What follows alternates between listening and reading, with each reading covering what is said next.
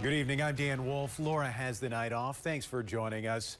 Weed sales become legal January 1st in Minnesota, but it's up to city and county governments to define legal.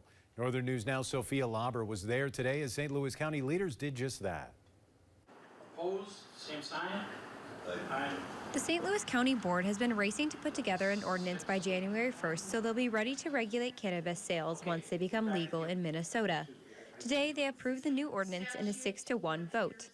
The ordinance is limited to areas in which St. Louis County controls zoning, meaning cities and a handful of townships that control their own zoning within the county will have to create ordinances of their own. At the public hearing ahead of the board meeting, a representative from Solway Township spoke about the need for regulations sooner rather than later. He shared that in recent weeks, someone from the Twin Cities had reached out about putting a distribution center in Solway. So I personally am not really supportive that it's becoming as available as it is. But the reality is that it's here, and if it's going to be here, then it should be governed. The ordinance that passed contains quite a few regulations for cannabis businesses, including limitations on hours of operation, location buffer, and even a population-controlled limit on the total number of businesses, which limits St. Louis County to 3. While most of the ordinance affects retailers and distributors, it also included a prohibition on consuming cannabis products in public.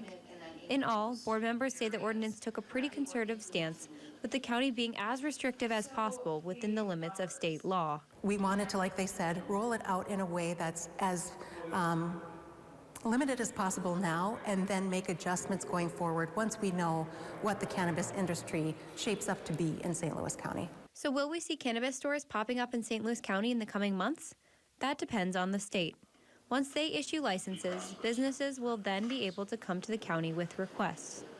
While they don't know when that will happen, the county now has their ordinance in place to be ready once it does.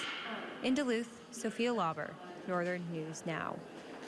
And Monday, Duluth City Council adopted its new cannabis zoning regulations for businesses and producers in city limits. You can find more on that decision on our website. Also